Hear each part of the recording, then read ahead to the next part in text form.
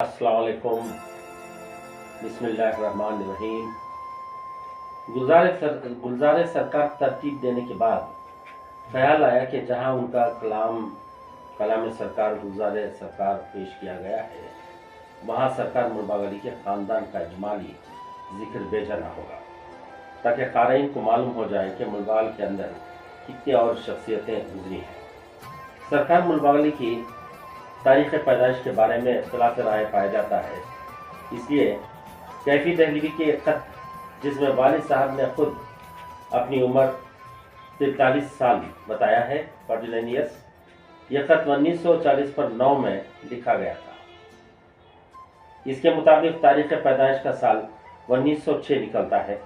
आपका इंतकाल 1973 में हो जाता है।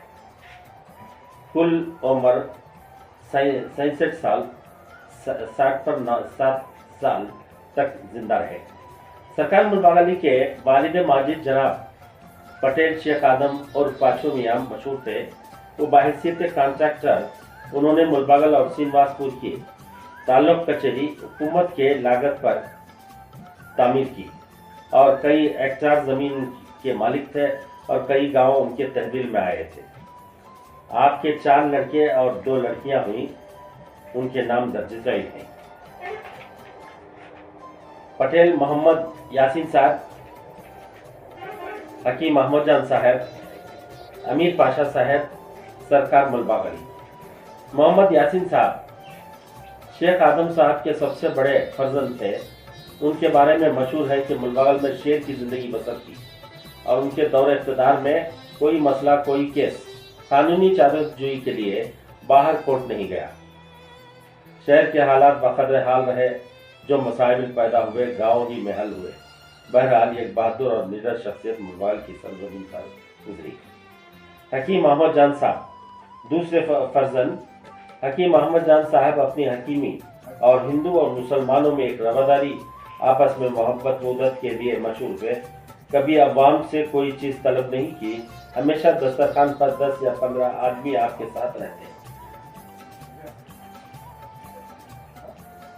तबीयत में एक बेनियाजी और फकीराना कलंदराना जिंदगी बसर की।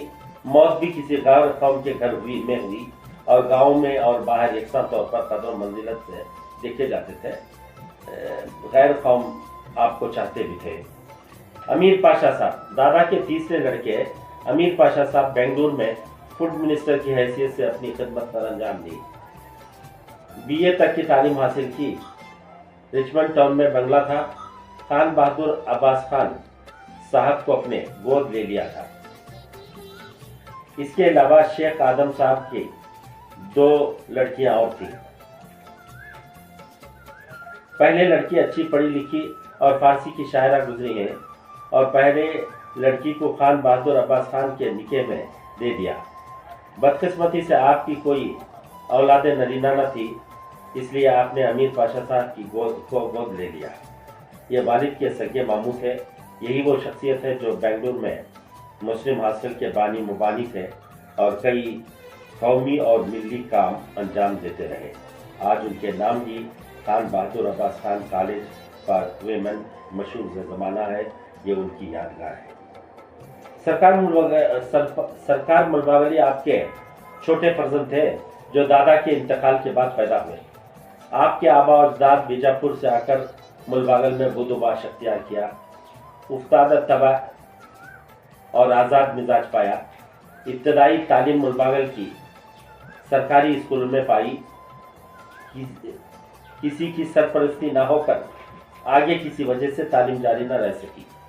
इल्म का सौदा सर में समाया था, इसलिए मुतालिए का शौक बचपन से था। शेर व शायरी का शौक वगैरह बाद में पैदा हो गया। चुनाचे खुद कहते हैं कि मंजिल तो वही है, अब तो जिधर पाँव उठ गए हैं।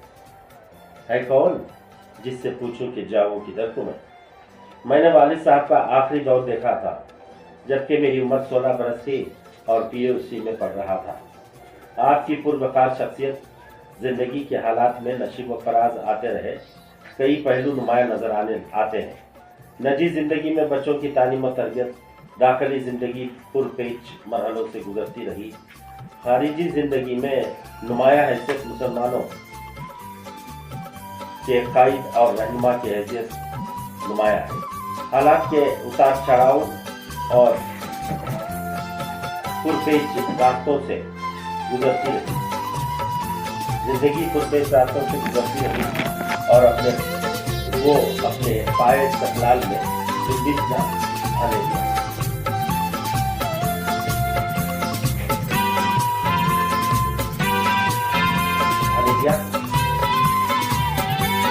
آپ نے جو فیصلہ کر لیا تھا، آپ نے جو فیصلہ کرنا تھا کر لیا۔ مسلمانوں کی مرضی سیاسی سماجی مسائل کو حل کرنے میں نہایت منصفانہ دیانت دارانہ فیصلے کیے۔ ملباگل سیاسی پیچیدگیوں کو اپنی فہم و فراست اور سیاسی بصیرت سے کام لیتے ہوئے قوم و ملت کے مفاد کو مقدم رکھا، مسلمانوں میں اتحاد و اتفاق پیدا کرنے کی کوشش کی۔ ان کے یہ اشعار شہر کی ناچاکیوں اور نفاق کو مد نظر رکھ کر لکھے گئے۔ بڑے الجھاؤ آپس میں بڑے ہیں، وطن پہ آفتیں اور دن کڑے ہیں، بگڑ کر رہ گئے ہیں یار و اغیار، بگڑ کر رہ گئے ہیں یار و اغیار، جبی پہ یہ شکن سب کے پڑے ہیں، خدا معلوم کیا ہو حشر اس کا، پریشان شہر میں چھوٹے بڑے ہیں۔ درپیش مسائل کو سلجھاتے رہے آپ کے مدبرانہ اور مصلحانہ قوم مسلح قوم بن کر امن و شانتی کو برقرار رکھا۔ آپ منسپل میں صدر رہے، گاؤں کی حالت کو سدھارنے اور سنوارنے میں کافی اہم رول ادا کیا۔ چلتے چلتے مخالفتوں کا ایک بڑا طوفان آپ کے خلاف اٹھ کھڑا ہوا، ان کے خلاف بغاوت کرنے کی کوششیں بھی ہوئیں، لیکن آپ نے بڑی علم و حکمت سے کام لیتے ہوئے آپ کی ناچاکیوں کو بانٹنے میں مصلحت آمیز گفتگو سے حل کیا۔ شاید یہ شعر اس کی اس حالت کا غماز ہے۔ طوفان و حوادث سے نہ منہ موڑ نہ گھبرا، مقصود تجھے خدمت مخلوق اگر ہے، مقصود تجھے خدمت مخلوق اگر ہے۔ آپ کو تلاش ایک جانشی کی تھی تو آپ کی نظر جوان سال نوجوان جو گورنمنٹ ہسپتال میں آئے ڈاکٹر پر پڑی، جن کو دنیا ڈاکٹر رحمت اللہ خان سے جانتی ہے۔ آپ نے ان افق سیاست پر ابھارنے اور نمایاں کرنے اور ساتھ میں لے کر سیاست کی گر سکھائے۔ منسپل صدر پر جانشین ہوئے، متمکن ہوئے، ان کے چند کارنامے کا ذکر کرنا بے جانا ہوگا۔ ایم ای ایس کالج کی بنیاد ڈالی، آگے چل کر حکومت کے ہاتھ دے دیا، آج وہ بڑا گورنمنٹ فرسٹ گریڈ کالج بن چکا ہے۔ جامعہ مسجد کی بنیاد ڈالی، بیت المال قائم کیا اور مسلم کوآپریٹو سوسائٹی قائم کی، عیدگاہ کا قیام وغیرہ، یہ کئی سال جاری رہا مسلمانوں کی رہنمائی کی۔ سرکار ملباگلی کا گاؤں کے سامنے ایک بڑی جگہ ہارٹ آف دی سٹی بیڑی کا کارخانہ قائم کیا، کئی مزدور کام کرنے لگے۔ چلتے چلتے زمین کا ایک بڑا حصہ ایم وی کشنپا جو اس وقت مرکزی وزیر تھا، ان کے ایما پر حکومت کی ترقی گاؤں کی فلاح و بہبود کے لیے وقف کر دیا، جو یادگار ہے۔ اس طرح آج کروڑوں کی لاگت کی زمین عطا کر دی گئی۔ یہ غالباً 1958 سے پہلے کا واقعہ ہوگا، تاریخ مجھے یاد نہیں ہے۔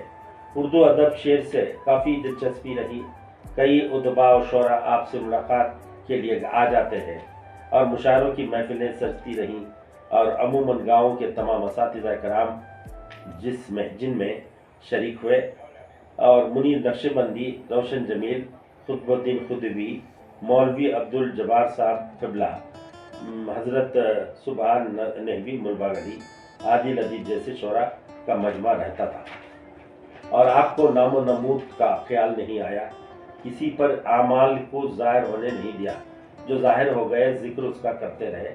ایک نامور شخص، مشہور ہستی جناب سرکار ملباگلی 1973 میں دار فانی سے کوچ کر لی۔